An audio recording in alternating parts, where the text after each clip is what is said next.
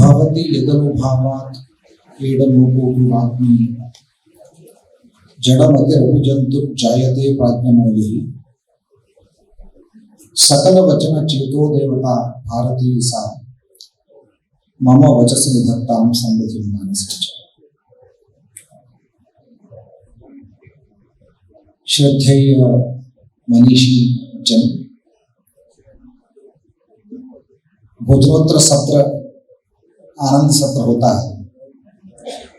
विकल्प दो है, एक श्रवण मनन का आनंद है, दूसरा आनंद स्वात्मानंद है।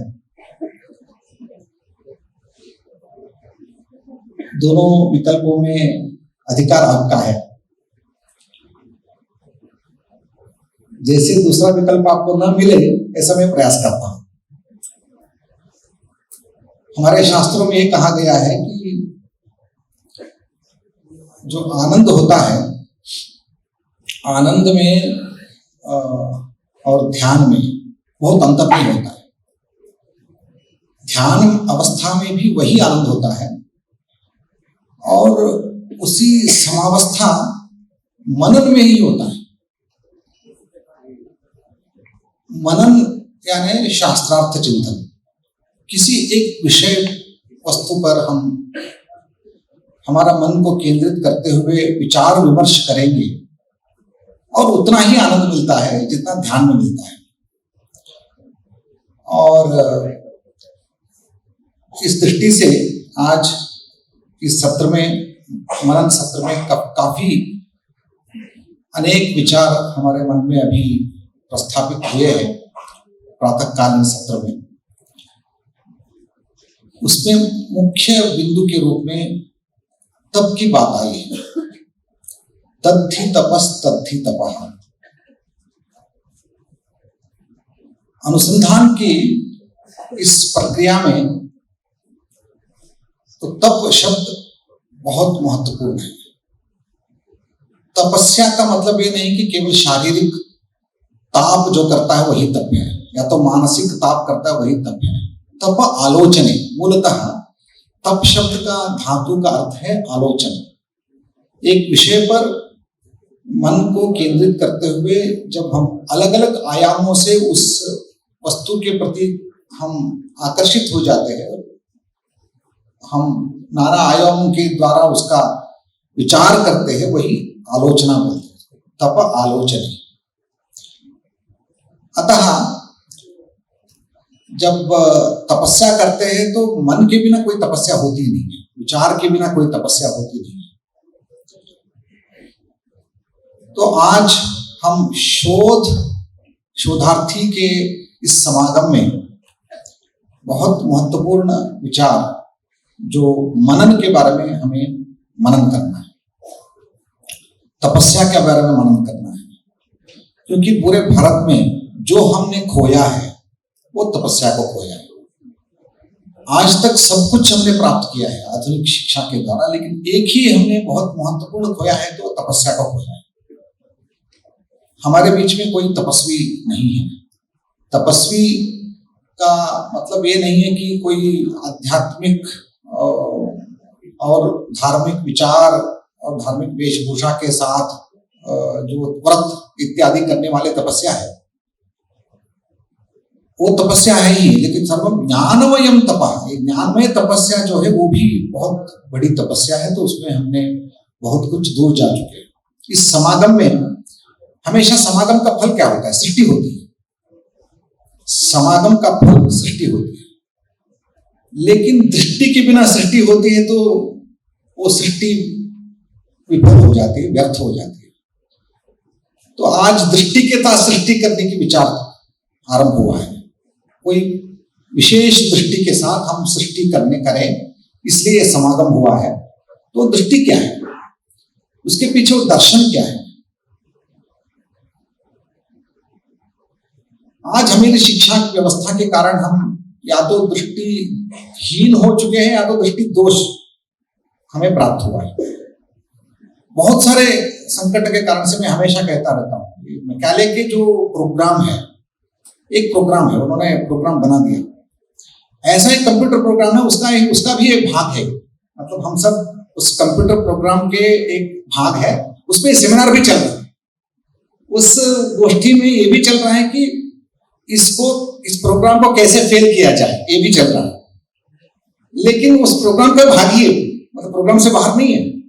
आज तक हम इस प्रोग्राम से बाहर नहीं गए हैं, तो इसके प्रोग्राम के अंदर ही वो बहुत सारे हम जैसे उन्होंने जो कैरेक्टर को क्रिएट किया था वही कैरेक्टर प्ले कर रहे हैं, यही भाग है।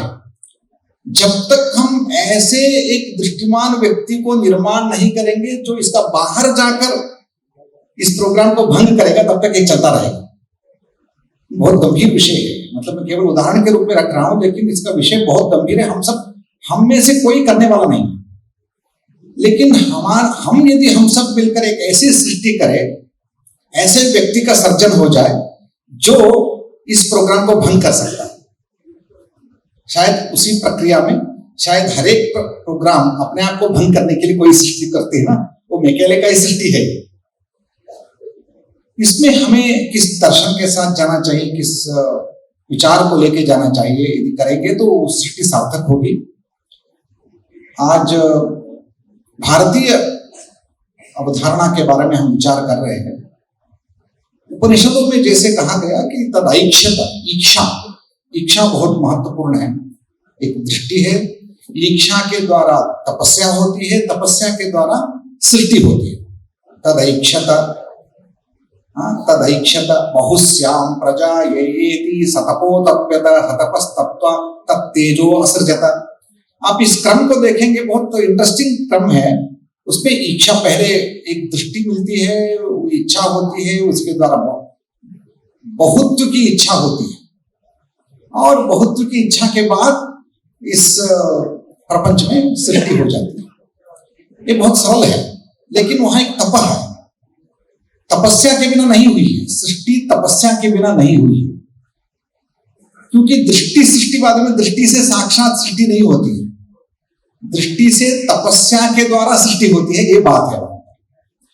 हम आज दृष्टि प्राप्त किया तो इसलिए अच्छी सृष्टि हो जाएगी, ऐसा गारंटी नहीं है। दृष्टि के प्राप्त करने के बाद, तपस्या करने के बाद सृष्टि होगी, ये बात है। तो इसलिए कभी कभी हमने बीच की बात छोड़ देते हैं। दृष्टि मिल गई तो सृष्टि हो गई, हमारे थीसिस बन गया, मतलब हमने तो दृष्टि प्राप्त किया है। तो जैसे दृष्टि वैसे सृष्टि, वो गारंटी है, लेकिन तपस्या के बिना नहीं है। तो तपस्या के बारे में जब हम विचार करेंगे, तप के बारे में भी आलोचना करेंगे, तो हमारे प्राचीन काल में, मैं गुरुकुल पद्धति से एक अध्ययन करने का सौभाग्य मुझे प्राप्त हुआ है। एक अभी कोई विदेशी कोई व्यक्ति का एक अध्ययन हुआ है, इंडियन ट्रेडिशनल एजुकेशन के बारे में। उन्होंने कई गुरुकुल, कई जगह में जाकर उन्होंने ढूंढा, तो उनको लगा कि ये सारा कंठपाठ करते हैं, वेद कंठपाठ करते हैं, कोश कंठपाठ करते हैं, सारा कंठस्थ करते हैं, उसमें कोई आगे विचार नहीं जाएगा। तो उसके बारे में हमने लिखा कुछ। तो तब हमने कहा कि जो कंठस्थ करना प्रक्रिया है वो स्मृति है, स्मृति और धारणा, और उसके बाद उसके बारे में विवेचन करना, ये हमारी परंपरा है। तो स्मृति और अनुभूति दोनों बहुत इंपॉर्टेंट है, लेकिन अनुभूति के बिना स्मृति भी नहीं उपयोगी होगी, और स्मृति के बिना अनुभूति भी। आज हम स्मृति खो चुके हैं, स्मृति नहीं है। हम केवल अनुभव के आधार पर जा रहे हैं, क्योंकि हम एक्सपेरिमेंट करते हैं, एक्सपेरिमेंटल रिसर्च, हम एक्सपेरिमेंट करते हैं, हमारे पास कोई स्मृति नहीं। जब जिस व्यक्ति के पास स्मृति नहीं होती है, केवल अनुभव के आधार पर चलता है, तो उसका कुछ कमियां होती है। और जिस व्यक्ति के पास केवल स्मृतियां हैं, अनुभव है ही नहीं, प्रयोग ही नहीं करता है, उनकी भी बहुत सारी कुछ कमियां हैं, जो उनके पास कोई नहीं जाएगा। स्मृति में रहने वाला, स्मृति में जीवन करने वाला व्यक्ति के पास कोई नहीं जाएगा, दूर रखेगा उसको, बहुत सावधान रहेगा, क्योंकि वो बहुत पुरानी बात कहता रहता है। आज स्मृति और अनुभव को जोड़ने का जरूरत है। इसलिए भारत में एक स्मृति परंपरा का, आज सुबह जो भारतीय ज्ञान परंपरा की बात आई है, वो स्मृति परंपरा। हमारे प्राचीन परंपरा के कई अनुभवों को एकत्रित करके हमने स्मृति बनाया है। तो स्मृतियों को हम यदि विस्मृत कर देंगे, हमारा कोई आइडेंटिटी नहीं रहेगी। मान के चलिए यहाँ किसी का स्मृति चली गई, वो आएगा तो उनका कोई आइडेंटिटी नहीं रहेगी। भारत के लिए भारत की अपना आइडेंटिटी क्यों नहीं है? क्योंकि हमने स्मृति को खो दिया है। इसलिए ये आइडेंटिटी चाहिए, भारतीय शोध, भारतीय बोध और भारतीय प्रत्यय, ऐसा कुछ आइडेंटिटी यदि हमें चाहिए, स्मृति के साथ जाना चाहिए। तो ये पहला मेरा प्रस्ताव है। जब स्मृति के साथ जाएंगे, हमारे अपने स्मृति के साथ जाएंगे, यही ज्ञान परंपरा है और कुछ नहीं है। हमारे स्मृति के साथ जब जा रहे हैं, हमारा आइडेंटिटी हम प्राप्त करेंगे और हम अनुभव को जोड़ेंगे उसमें। जिसमें केवल प्रमाण है तो उससे कोई बड़ा अनुभव प्राप्त नहीं होता है। प्रमाण और प्रयोग, प्रमाण और प्रयोग दोनों होना चाहिए। प्रयोग प्रयोजन के साथ होना चाहिए। मैंने 3 आपके सामने रख रहा हूं, प्रमाण, प्रयोग और प्रयोजन। किसी एक प्रयोजन के साथ, निर्दिष्ट प्रयोजन के साथ प्रामाणिक प्रयोग यदि करेंगे तभी हमारा एक शोध हो सकता है। यही भारतीय शोध प्रविधि का एक मूल ढांचा है, प्रमाण, प्रयोग और हमारे सामने प्रयोजन। हमने आज में जब आधुनिक हमारे शोध का प्रपंच में हम देखते हैं तो प्रविधि में हमने ज्यादा ध्यान दिया है। हमारा ध्यान रहा है प्रविधि में, हमारा ध्यान प्रमाण, प्रयोग और प्रयोजन में ध्यान ही नहीं रहा। आज फिर एक बार हमारी सारी प्रविधि प्रक्रिया को एक बार आलोडन करना है। हम ठीक प्रयोजन के साथ जा रहे हैं? क्या हम ठीक प्रयोग कर रहे हैं? क्या हमारे साथ कई प्रमाण है? देखिए, आज हमारा एक सिंपल उदाहरण बताता हूं। हमारे को वोकल कार्ड है, ये वोकल कार्ड है, इसमें कई वर्णों का सर्जन होता है। इसके बारे में हमारा कई ध्यान ही नहीं दिया। तो इसमें कई कॉम्प्लेक्स वर्णों का उच्चारण करने की क्षमता हमारे इसमें है, लेकिन ये हमारा नहीं है। क्योंकि इसका जो विकास हुआ है, इस तरह का वोकल कार्ड मुझे प्राप्त हुआ है, तो इसके पीछे बहुत बड़ा संस्कार का एक कई हजारों सालों से लोग इसको संस्कारित किया है, तब ये प्राप्त हुआ है। तो इसमें जैसे इसमें कई विषय हार्डवर्ड है, मतलब उसमें कई संस्कार आधान हो चुका है। ये भारतीय है मूलतः, ये वोकल कार्ड भारतीय वोकल कार्ड है, इसको हम अलग नहीं कर सकते। इसी तरह भारतीय मस्तिष्क जो है, कई विषय इसमें हार्डवर्ड हो चुका है, क्योंकि हजारों सालों से कई चिंतन, कई भाषाएं, कई दर्शन इसमें हार्डवर्ड हो चुका है।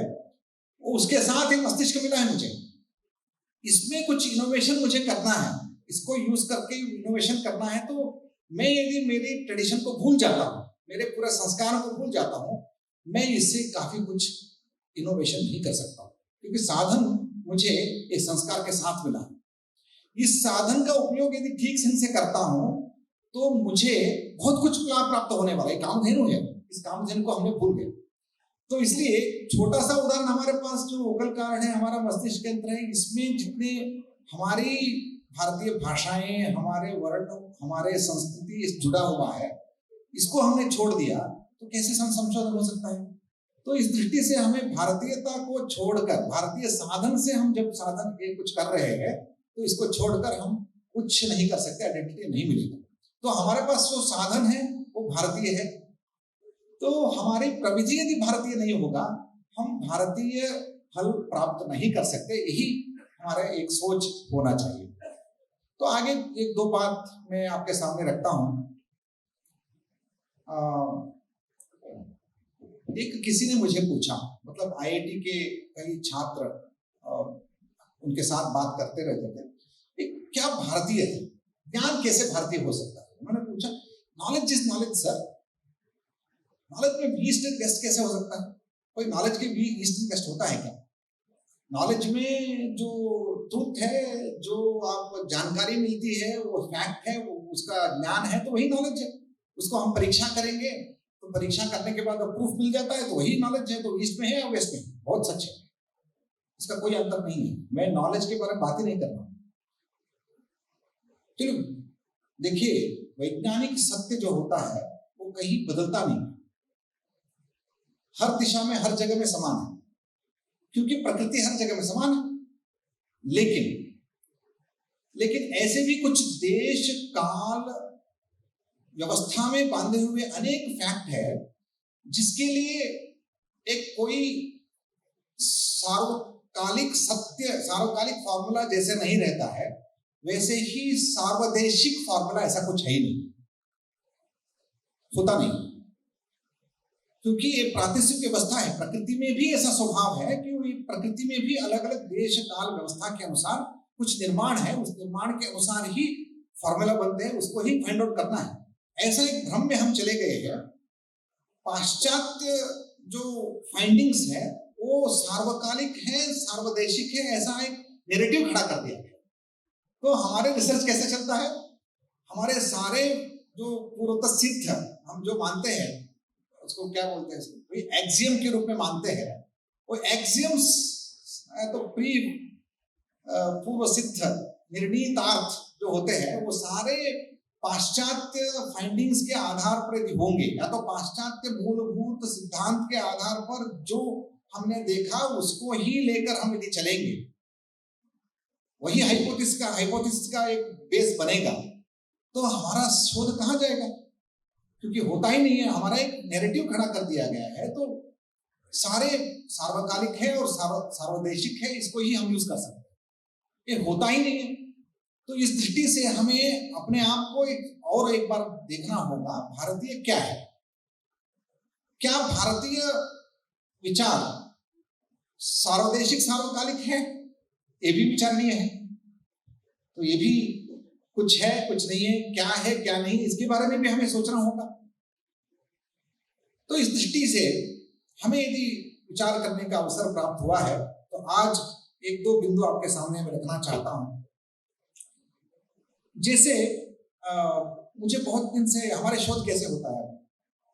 हमारे शोध डिसिप्लिन बेस्ड शोध होता है। एक डिसिप्लिन को लेकर हम शोध करते हैं। तो हमारे, आप इकोनॉमिक्स में शोध करते हैं, या तो हम सोशल साइंस में शोध करते हैं, या तो एक भाषा के ऊपर शोध करता हूँ। जैसे हमारा एक विषय, मतलब वो एक क्षेत्र आधारित शोध होता रहता है। मेरे क्षेत्र में मैं इसका विचार करता हूँ। लेकिन हमारे प्राचीन शास्त्रों में, मतलब हमारा अनुभव ऐसा रहा है, मुझे कभी भी इंटरेक्शन, जब मेरा इंटरेक्शन जो मॉडर्न डिसिप्लिन के साथ जुड़ा हुआ है, शायद काफी 10-12 साल के बाद, मेरा अध्ययन संपूर्ण गुरुकुल में समाप्त होने के बाद हुआ है। इसलिए मैं जब इंटरेक्शन करता था, मेरे गुरु विनीत चैतन्य जी, या तो हमारे टीम था IIIT हैदराबाद में, उनके साथ जब इंटरेक्शन करता था, या तो उनको अजीब लगता था या तो मुझे अजीब लगता था, क्योंकि हमारी सोच दूसरी दिशा से आती है, ऐसा उनको भी लगता था, मुझे भी लगता था। लेकिन धीरे धीरे हमने समझने के लिए कोशिश किया, क्योंकि मैं दूसरे ढंग से विचार करता हूँ, इतना मुझे समझ में आ गया। तो क्यों ऐसा विचार होता है? क्योंकि मेरे पीछे जो विचार करने की प्रक्रिया है, या तो न्याय का है या तो मीमांसा का है, उनकी विचार पद्धति है, तो उसके द्वारा मेरा विषयों के प्रति सोच है वो अलग है। तो उसमें एक बहुत महत्वपूर्ण है, तो ये है कि हम विषय के बारे में चर्चा करते हैं। शास्त्र का अध्ययन करो, विषय का अनुसंधान करो, दो अलग अलग बातें हैं।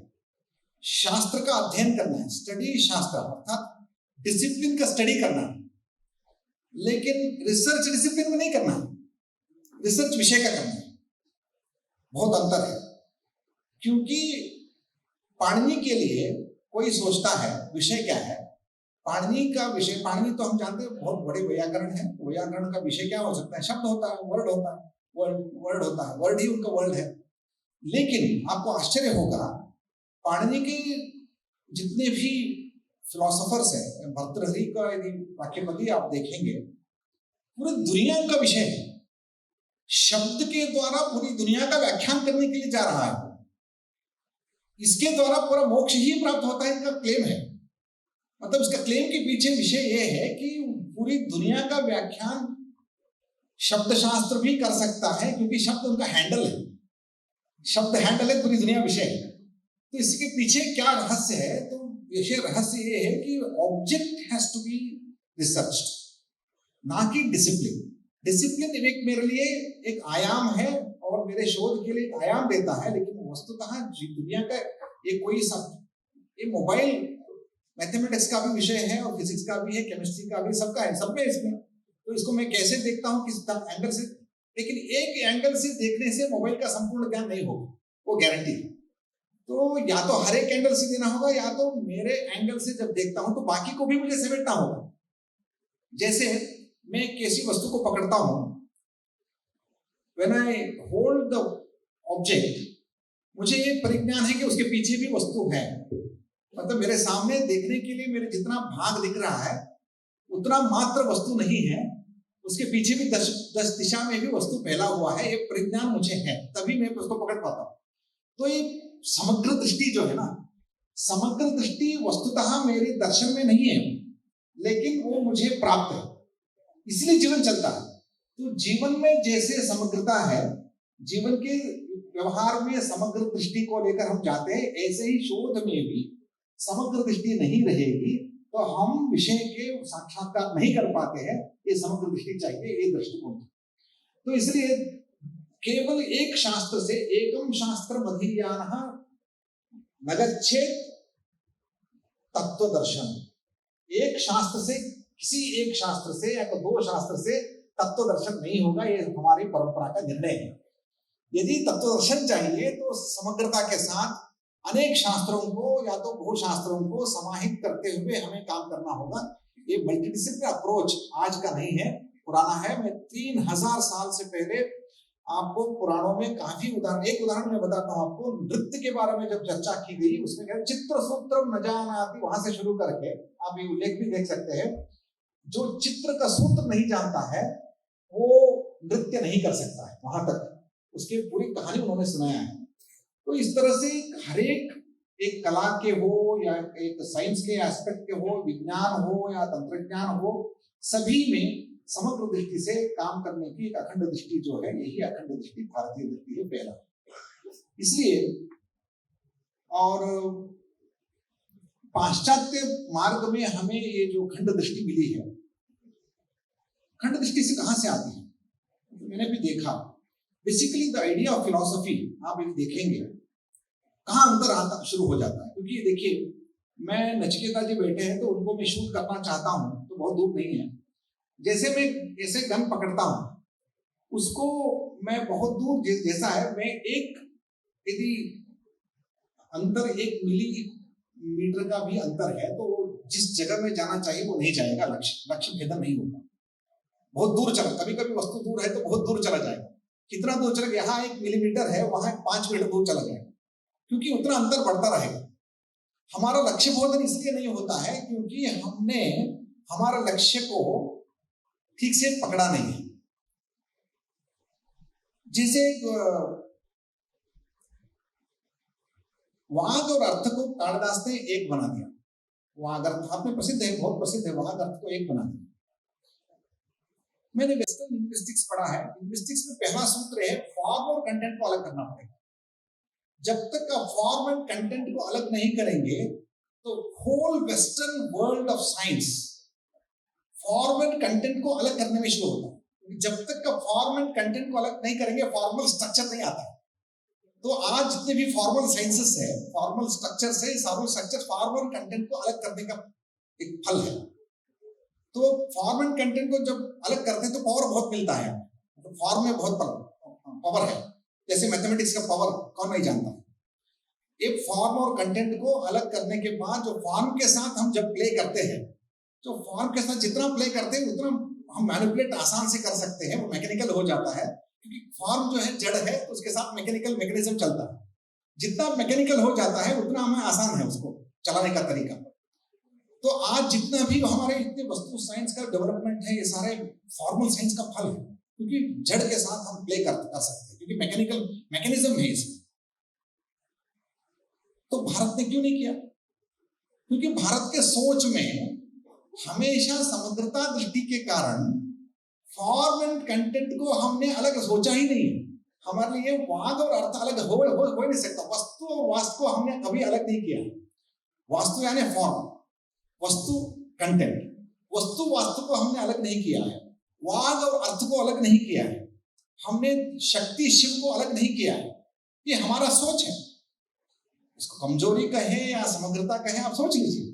लेकिन आज फॉर्मल साइंस के आधार पर जितना भी पावर हमने गेन किया है, जितना भी हमने पावर गेन किया है, आज जो भी दुनिया चल रही है तो फॉर्मल साइंस के आधार पर है, टेक्नोलॉजी के आधार पर, कौन मना करता है इसको?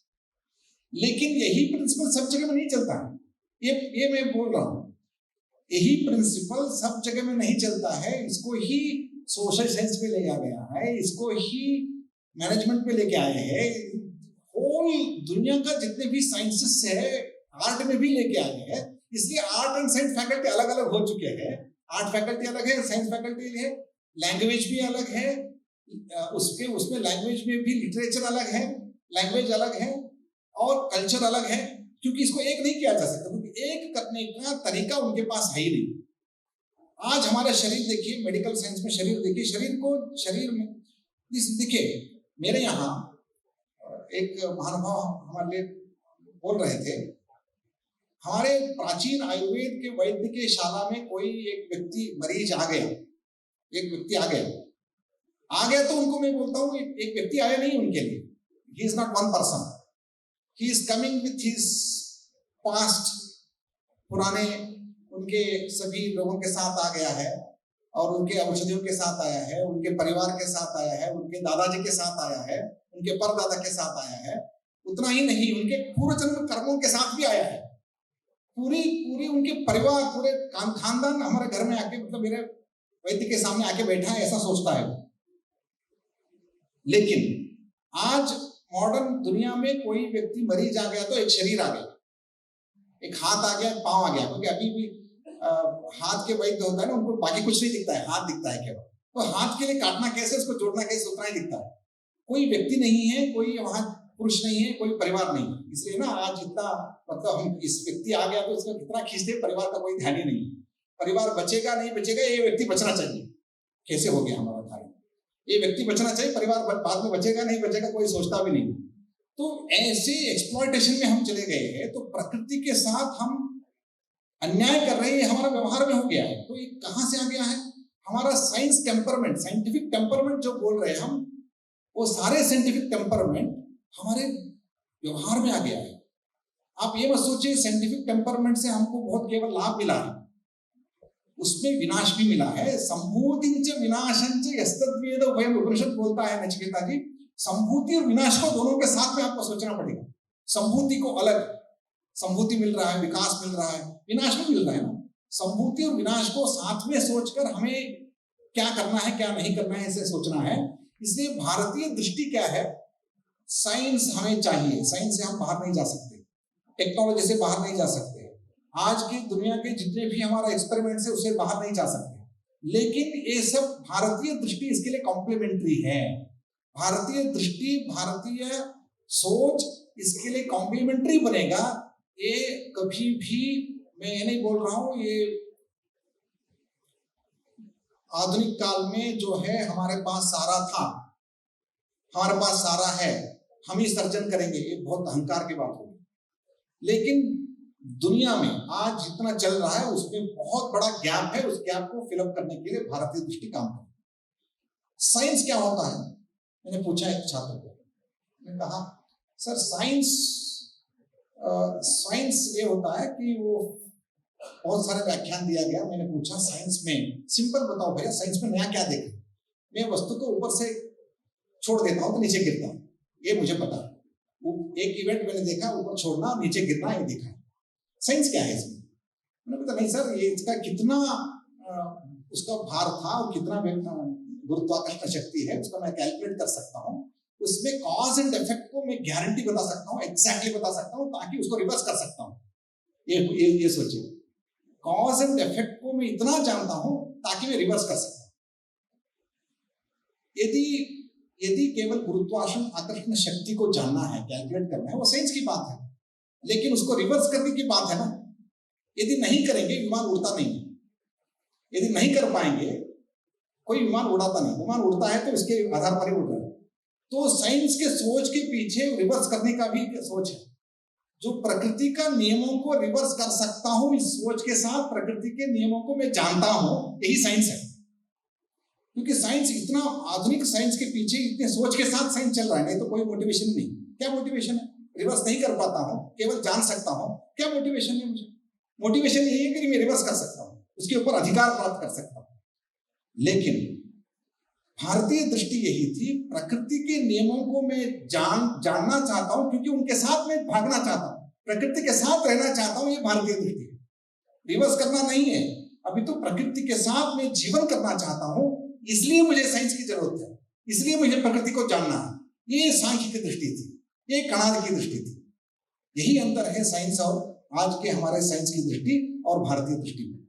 मान के चलिए साइंस में हम रिवर्स कर भी सकते हैं, रिवर्स करना एक प्ले है, रिवर्स कर सकते हैं, क्योंकि हम जानते हैं कितना फास्ट नीचे जाता है तो उतना फास्ट ऊपर में फोर्स लगाऊंगा तो ऊपर आ जाता है। लेकिन इसमें केवल रिवर्स आना ये मेरे अहंकार के पोषण कर रहा है, क्या इसके पीछे लोक कल्याण दृष्टि है? यदि इसमें विश्व कल्याण दृष्टि है, लोक कल्याण दृष्टि है, तो रिवर्स करना बहुत ठीक है। यदि इसके पीछे केवल मुझे मजा आ रहा है, मतलब रिवर्स करने में मुझे अच्छा लगता है, तो इसमें कोई मीनिंग नहीं है।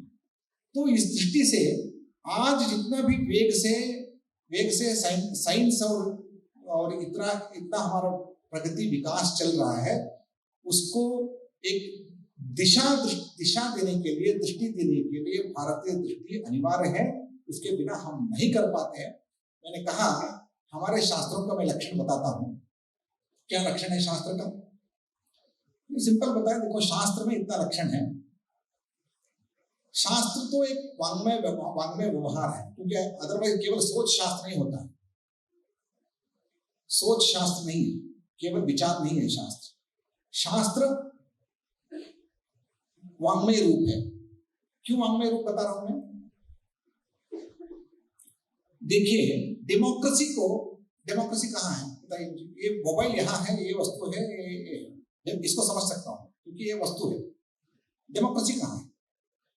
डेमोक्रेसी प्रजासत्ता के बारे में जब बात करेंगे तो वो बात केवल वस्तु को दिखा नहीं सकते हम प्रपंच में। है वस्तुतः भारत में प्रजासत्ता है, सभी जगह में है, कहाँ है दिखाइए। तो इंद्रिय ग्राह्य जब नहीं होगा, उसको डिस्क्राइब करने के लिए मुझे मतलब वांग्मय के बिना कोई डिस्क्राइब नहीं कर सकता। जब डिस्क्रिप्शन के बिना एग्जिस्टेंस डेमोक्रेसी का है ही नहीं, डिस्क्रिप्शन ही एग्जिस्टेंस है। तो कई ऐसे वस्तु है जिसको हम, उनका एग्जिस्टेंस वाग्रूप होता है, वो एक वाक्य के रूप में होता है, इसलिए वाक और अर्थ को अलग नहीं कर सकते। दुनिया कैसे चलती है? दुनिया वास्तविक रूप से फिजिकल वस्तु से नहीं चलता है, फिजिकल वस्तु के डिस्क्रिप्शन के साथ चलता है। डिस्क्रिप्शन वाक है, तो वाणी को छोड़कर हमें दुनिया है ही नहीं, इसलिए बोलते हैं वाणी बहुत महत्वपूर्ण है। इसलिए भारत ने किसी साइंस में यदि काम किया है तो इतना सॉफ्ट साइंस में काम किया है। वाक इंद्रिय और वाक के ऊपर जितना काम भारत में हुआ है दुनिया में कहीं नहीं हुआ। पतंजलि ने अपने जीवन का बहुत महत्वपूर्ण काल को केवल वाक को समझने के लिए रखा है। ये केवल वाक को समझने के लिए, क्योंकि इतना सटल है, इतना डायनामिक है, इसको समझ ही नहीं सकते हम। तो इतना समझने के लिए उन्होंने इतना साइंटिफिक तरीका अपनाया है।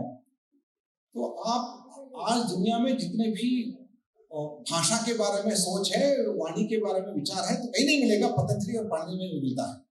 तो मैं बेट के साथ बोल सकता हूँ, क्योंकि 10-15 साल अध्ययन करने के बाद भी हमें प्राप्त नहीं होता। मैं क्यों बोल रहा हूँ? वांग्मय ही कुछ विचार है। तो इसकी कौन सा वांग्मय है जो साइंस कहा जाता है, शास्त्र कहा जाता है, जिसमें इवेंट दिखता है, एक घटना दिखती है, लेकिन उनमें कार्य कारण भाव संबंध पता नहीं चलता है। मान के चलिए वहां स्विच ऑन किया, यहाँ लाइट ऑन हो गया, इसको कैसे एक्सप्लेन करना है? एक्सप्लेन करना पड़ेगा, क्योंकि बीच में कुछ तो संबंध है, संबंध के बिना चलना चाहिए, नहीं चलेगा। तो छोटे बच्चों को समझाएंगे तो बार बार वो स्विच ऑफ करता है, स्विच ऑन करता है, यहाँ देखता है तो कुछ तो चल रहा है यहाँ। उनको ये नहीं पता है बीच में कुछ कनेक्शन है। बीच में जो हमारे दृष्टि में नहीं आता है, वो जो संबंध है, उस कार्य कारण भाव को एस्टैब्लिश करने की जो प्रक्रिया है वही शास्त्र है। लेकिन इस कार्य कारण भाव संबंध केवल कार्य कारण संबंध जानने के लिए नहीं है, अपितु पुरुषार्थ साधन के लिए है। वो यदि पुरुषार्थ साधन करने के लिए कार्य कारण भाव संबंध हम एस्टैब्लिश कर सकते हैं किसी दो विषय में, वही शास्त्र का कार्य है, ऐसा हमारे शास्त्र में कहा है। तो आप अपने अपने शास्त्र में उसको छोड़ अप्लाई कर दीजिए। तो मैंने कहा ये हमारे आपके जितने भी केमिस्ट्री है, फिजिक्स है, मैथमेटिक्स है, सारा शास्त्र है, क्योंकि इसको कुछ दो घटनाओं के बीच में रिलेशन एस्टैब्लिश करता है, या तो व्याप्ति रिलेशन करता है या तो कार्य कारण भाव करता है। तो उसके बाद चर्चा हुई, उन्होंने कहा ऐसे बातों बातों में आ गई, तो हमारे साइंस आपके भारतीय विचार में दो अंतर है। हम अतीन्द्रिय नहीं मानते हैं, आप अतीन्द्रिय मानते हैं। अतीन्द्रिय थोड़ा बाहर है, आप अतीन्द्रिय मानते हैं। भारतीय आप कहते हैं ना अतीन्द्रिय मानते हैं, हम अतीन्द्रिय नहीं मानेंगे। हमारा ऐन्द्रिय वस्तु जो इंद्रिय गोचर है उसी वस्तु में हमारा आग्रह रहता है, इसलिए हम प्रूफ दे सकते हैं, आप प्रूफ नहीं दे सकते। मैंने कहा यदि कोई साइंस केवल इंद्रिय सिद्ध वस्तु को ही प्रमाणित करता है, वह साइंस उपादेय नहीं रहता है, वो साइंस ही नहीं बचता है। मैं दावा के साथ बता सकता हूं। कैसे? मैंने कहा आप यदि इंद्रिय के द्वारा प्राप्त अर्थ को ही बताने वाले हैं, तो इंद्रिय से ही प्राप्त है, तो आप क्यों साइंस क्या कर रहा है? फिजिक्स और केमिस्ट्री इसलिए विभिन्न है क्योंकि फिजिक्स जो बता नहीं सकता है और केमिस्ट्री बता रहा है, और केमिस्ट्री में जो प्राप्त नहीं है वो फिजिक्स बता रहा है। यदि इंद्रिय के द्वारा प्राप्त वस्तु को ही यदि साइंस डिस्क्राइब करता है, तो साइंस क्यों चाहिए? इंद्रिय से ही प्राप्त है। तो इंद्रिय से प्राप्त नहीं है, वो अतीन्द्रिय है, तो अतीन्द्रिय को बताने वाला साइंस हो गया। यदि इंद्रिय से प्राप्त, प्रमाणांतर से इंद्रिय से प्राप्त नहीं है, उस वस्तु को आप साइंस के द्वारा एस्टैब्लिश कर रहे हैं, तो अतीन्द्रिय हो गया। तो अतीन्द्रिय के बिना कोई साइंस ही नहीं बन सकता है, ये मेरा दावा। थोड़ा सोचने लगे बच्चे, ताकि मैं इसलिए बता रहा हूं क्योंकि ये सोचने की तरीका हमारा कहां से आ गया है। हमने आधुनिक शिक्षा के द्वारा एक बहुत बड़ा प्रश्न चिन्ह करना, यही हमको सिखाया गया है। थोड़ा आज हमें करना क्या है, प्रश्न को जिज्ञासा के रूप में परिवर्तित करना। प्रश्न पूर्व पक्ष के साथ आता है। आपके प्रति में प्रश्न लोकसभा में प्रश्न करते हैं ना, क्यों करते हैं पता है आपको? आप जो कर रहे हैं वो ठीक नहीं है बोलने के लिए प्रश्न करते हैं। प्रश्न नहीं है, वो निराकरण है। प्रश्न का रूप जो है वो दिखता है, लेकिन निराकरण है। निराकरण करने के लिए प्रश्न एक साधन है, लेकिन जब प्रश्न को हम जिज्ञासा के रूप में परिवर्तित करते हैं, प्रश्न को जिज्ञासा के रूप में परिवर्तित करते हैं, तो जिज्ञासा में एक सबमिशन है, एक स्वीकार्यता है। आप जो बताएंगे उसके सुनने के लिए मैं तैयार हूं। देन श्रद्धावान लभते ज्ञान। प्रश्न के साथ यदि श्रद्धा जुड़ जाएगी, आज सुबह विश्वास की बात आ रही थी, विश्वास शब्द मैं नहीं करूंगा, लेकिन प्रश्न के साथ श्रद्धा रहेगी, तब श्रद्धा और प्रश्न दोनों मिलकर जिज्ञासा बनेगी। जिज्ञासा हमें एक ज्ञान की ओर लेके जाएगा, नहीं तो नहीं लेके जाएगा। आज हम जिस परिवेश में हम बैठे हैं, एक भारत प्रत्यय युग में बैठे हैं, भारत प्रत्यय हमें आ गया है, इसमें हमें जिज्ञासा की ओर जाना है। जिज्ञासा के द्वारा देखिए, इसलिए हमारा किसी शोध कार्य जिज्ञासा के द्वारा हुआ है। धर्म जिज्ञासा है, ब्रह्म जिज्ञासा है, मीमांसा है, अनुशासन है, तो सारी व्यवस्था हमारे प्रश्न के द्वारा नहीं होगा, प्रश्न के द्वारा नहीं होगा। इसलिए आज इस दृष्टि से पुनर्विमर्श, प्रगति विमर्श करने का आवश्यकता है।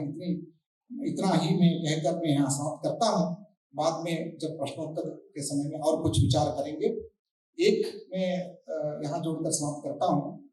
यहाँ जितने भी हम लोग बैठे हैं, हो सकता है कि हमारा बहुत बड़ा दुनिया नहीं है, हम तो अभी भारत भर प्रतिनिधित्व के रूप में कम से कम 300 लोग यहाँ बैठे हैं।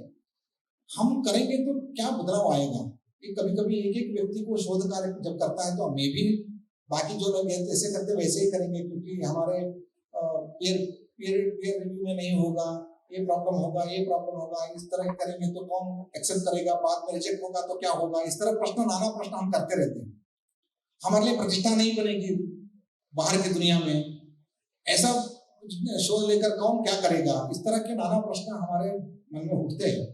लेकिन एक कहानी है, एक कोई समुद्र के तीर में एक बार झंझावात आकर सभी मीन अंदर आ गए थे। तीर में आ गए थे। एक व्यक्ति उसको एक एक मीन को लेकर समुद्र में फेंक रहा था। तो कोई व्यक्ति आके पूछा, क्या कर रहे हो, एक एक पाउंड करने से क्या फायदा है, यहाँ लाखों मरने वाले हैं, तो आप क्यों कर रहे हो? तो उन्होंने कहा, मैं एक मीन के जीवन में तो डिफरेंस कर रहा हूँ, उतना काफी है मेरे लिए। धन्यवाद।